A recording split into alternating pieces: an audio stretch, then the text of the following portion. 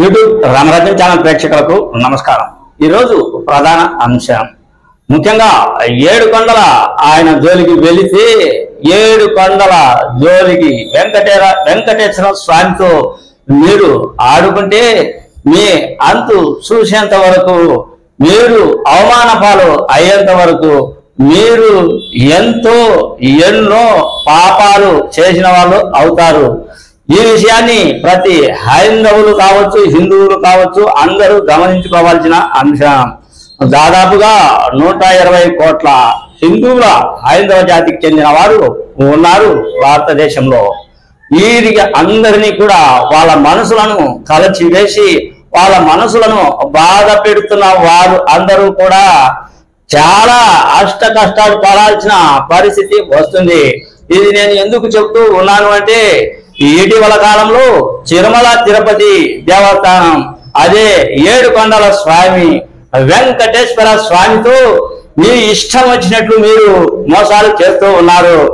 ఏడుకొండల స్వామిని మీ ఇష్టం వచ్చినట్లు వాడుకునే ప్రయత్నం చేస్తూ ఉన్నారు।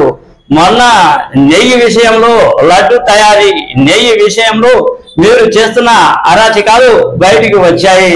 ఈ అరాచకంతో పాటు ఇంకా ఏడుకొండల వారి నగలు ఆ తర్వాత ఏడుకొండల వారి ఆస్తిపాస్తులు ఆ తర్వాత ఏడుకొండల వారి ఏ సమస్యలైనా కూడా వాటిని బయట పెట్టేందుకు నేను హైందవ జాతి తరపున పోరాడుతానని మాధవి లత ఆమె ఈ రోజు ఒక మీడియా సమావేశంలో ఒక ఛానల్ కు ఇచ్చే ఇంటర్వ్యూలో మాట్లాడింది।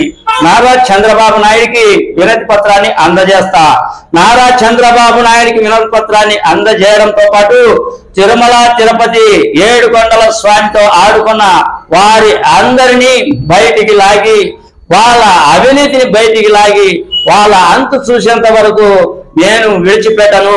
మొత్తం ఈ విషయంలో హైందవ జాతి అటు తర్వాత హిందూ మనోభావాలకు దెబ్బ తీసిన హిందువులు అంతా కూడా దాదాపు 120 కోట్ల మంది స్పందించాల్సిన సమయం ఇది। దేవునితో ఆడుకోకూడదు। ప్రతి ఒక్క హిందువు ఇన్స్టాగ్రామ్ ద్వారా గాని సోషల్ మీడియా ద్వారా గాని అటు తర్వాత వాట్సాప్ల ద్వారా గాని అందరూ కూడా రాష్ట్ర ముఖ్యమంత్రి నారా చంద్రబాబు నాయుడికి వినతి పత్రాలు పంపించవలసిందిగా ఆమె అందరినీ కోరింది। అంటే ఇది ఆషామాషి అవినీతి కాదు, ఇది ప్రపంచవ్యాప్తంగా దృష్టి సారిస్తూ ఉంది। ప్రపంచవ్యాప్తంగా ఏడుకొండల స్వామిని అవమానించినట్లే ఏడుకొండల స్వామితో ఎవరైతే ఆడుకున్నారో ఒక లడ్డూల తయారీ విషయమే కాదు మిగతా ఏడుకొండల స్వామి ఆస్తి పాస్తుల నుంచి ఏడుకొండల స్వామి నగల నుంచి అన్ని బయటికి వస్తాయి। మొత్తం అంతా యావత్ ప్రపంచం అంతా దీనిపైనే దృష్టి పెట్టింది।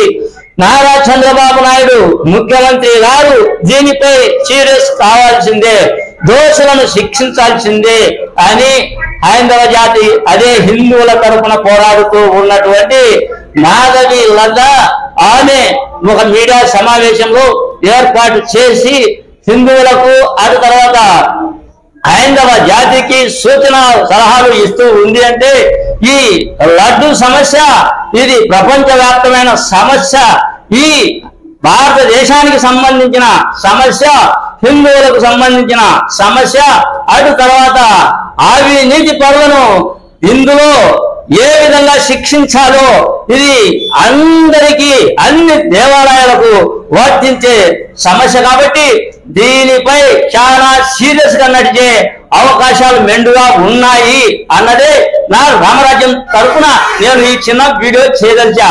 అన్నదా ఇది ఎవరిని తప్పులు పట్టడానికి ఎవరిని ఉద్దేశించి ఈ వీడియో చేయలేదు, తప్పులు ఉంటే క్షమించగలరు। నేను మాధవీలత గారు ఇచ్చిన ఓ ఛానల్ ఇంటర్వ్యూ గురించే నేను ఇందులో ప్రధాన అంశాలను ఈ వీడియోలో చెబుతున్నా, తప్పులు ఉంటే క్షమించగలరు। మీ సీనియర్ జర్నలిస్ట్ తెలంగాణ కృష్ణయ్య, నమస్తే।